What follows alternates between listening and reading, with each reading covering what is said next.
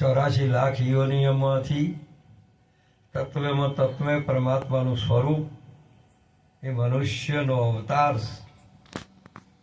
તમે વ્યક્તિ થઈને કોઈ માન્યતા હોય તો એના શબ્દોથી થયું છે. તમને જે આલ્યું છે પરમાત્મા એ તમારું કરીને માન્યું છે. પાછું આ તમારું નથી.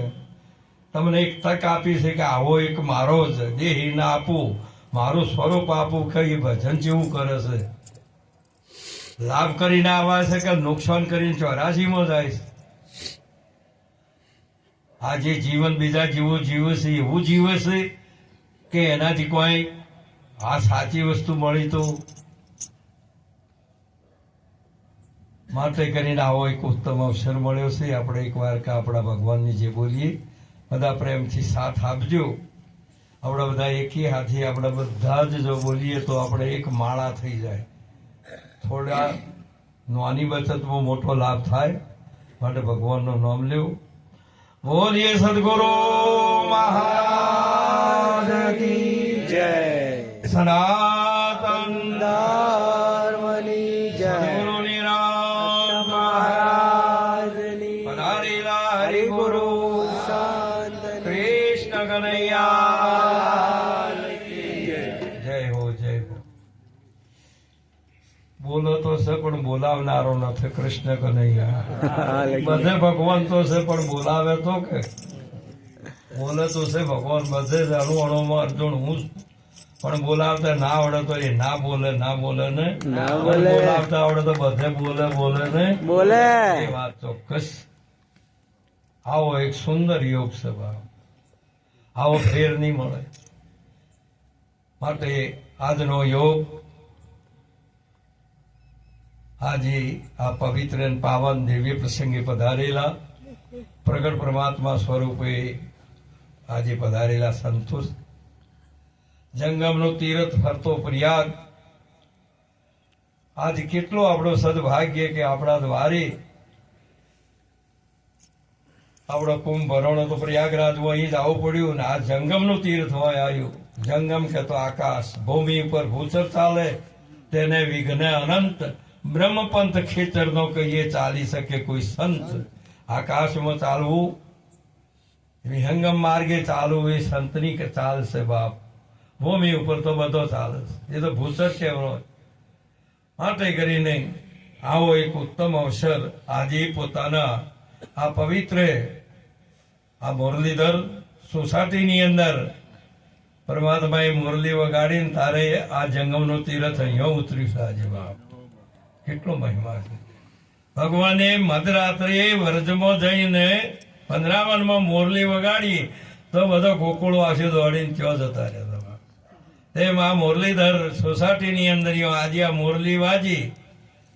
આપણે બ્રહ્માકુમારીમાં નથી કહેતા કે ભાઈ એ મુરલી હોબળવા માટે તો પણ ભાષા ફેર છે, વસ્તુ એક છે પણ કને કેવડાર મોરલી એ આપણે સમજતો શીખવું પડે ગુરુના ચરણમાં. કોઈ મહાપુરુષે એવું નથી રહેતું કે તમને અવળા માર્ગે દોરે, પરંતુ આપણે સમજવાની રીત હોવી જોઈએ અને સમજાય તો બધા દાવા છૂટી જાય. આ ભક્તિનો માર્ગ નિર્દાવાનો છે અને બીજા બધા જ માર્ગો છે એ દાવા વાળા છે. ભક્તિનો માર્ગ એ ભગવાનનો છે, સદગુરુનો છે બાપ. દાદુ દાવા છોડ કર નિર્દાવે સો કટ, કિતને સોદા કર ગયા બિન દાવે સે હટ. મહાપુરુષે આવો સુંદર આવો અવસર મળેલો છે.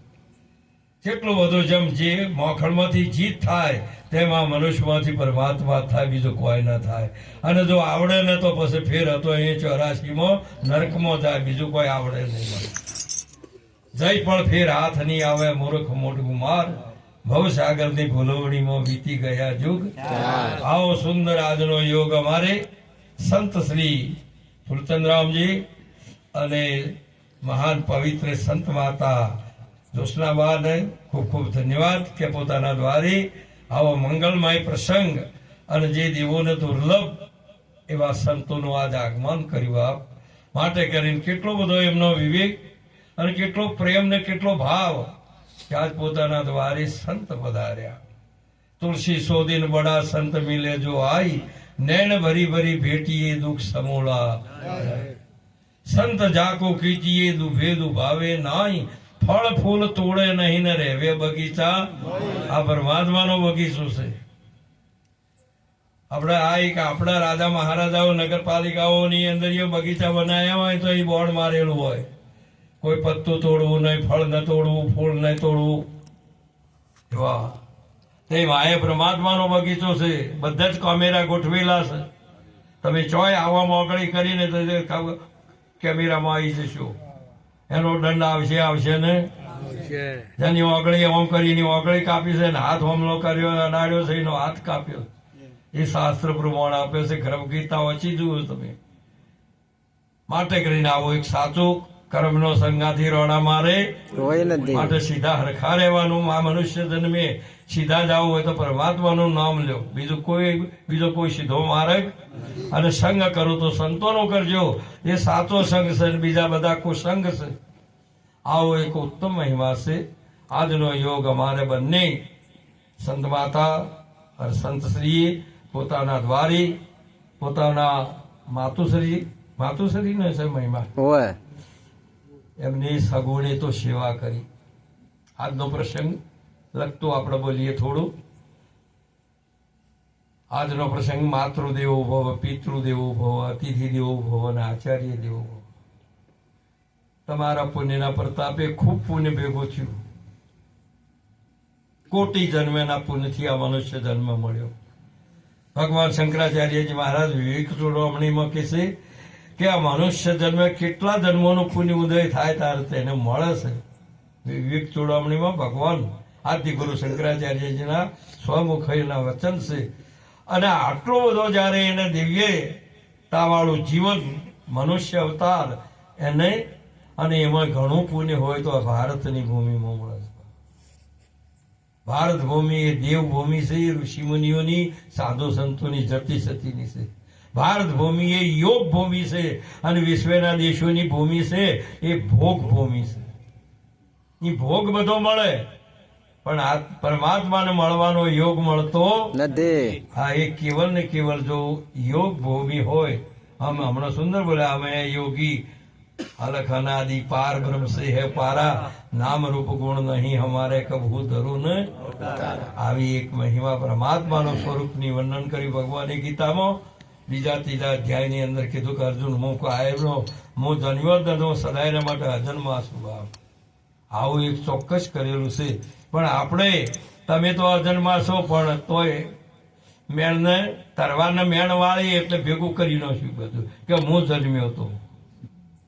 તમને ખબર નથી કે તમને શું ખબર છે કે તમે જન્મ્યા છો એવું? આ તો કોકની તારીખ મારી છે કે તમે મારી હતી. આમ તમારા અનુભવથી તમે કે આ દાડા હું જન્મ્યો છું એવું તમારી તારીખ મારેલી? એટલે તમારી સમજણથી હેડો છો કે કોકની સમજણથી હેડો છો? બીજા તો બધા બીજાની ચાલે પણ મનુષ્ય જો કદાચ પોતાનો અનુભવ ના થાય, સિંહ સપૂત અને સંત વગર ચીલે ચાલે. બાપ બોલો કૃષ્ણ કનૈયા લાલ કી જય. સિંહ સુરો સંત એ વગર ચીલે ચાલે. આ ચીલે બધો માડો બધો પશુઓ બધો હેડ્યા જાય. ચીલા ચાલ એ દોર પડી છે, એને ખબર છે. આવી બીજી વાતો આપણે નહીં કરવાની. આવો પરમાત્માએ આપણને ઉત્તમ અવતાર આપ્યો. અને આ અવતારી આ બધા જ મહાપુરુષો હાલ વર્તમાનના બ્રહ્મ ઋષિઓ છે એમ કહું છું, પણ તમને નહીં મનાય. આપણા માતા પિતા એ આપણા સર્જનહાર ભગવાન છે, પણ તમે કોઈ દાડો બીજે ટોકરીઓ વગાડવા જો છો પણ ઈયોને નમતા નથી. એટલા બધા તમે હપૂત હોય આઈને થઈ ગયા છો. હોય આઈના ઉભા ડાયો. કાલે હું હતો વિજાપુર તાલુકામાં ખરોડ મંડ્યાલીમાં. એક મહારાજ શ્રીએ સુંદર એક વાત કરી કે મહારાજ, હું સત્સંગ આ માતૃદેવો વિશે કે મહારાજ આપણે એક વાણી ગવાય છે, બધું તમે ભૂલજો પણ મા બાપને એક વખત એવી છે ને કને ગાયેલી છે?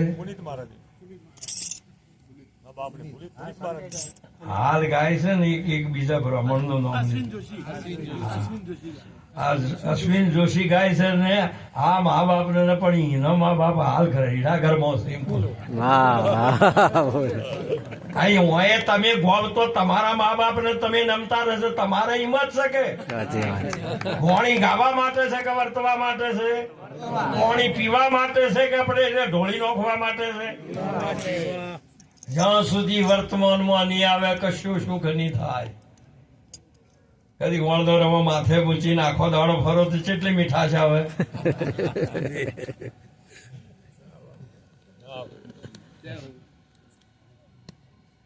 કોઈ દિવસ વર્તમાન કર્યા સિવાય મેળ નહીં આવે. ભગવાન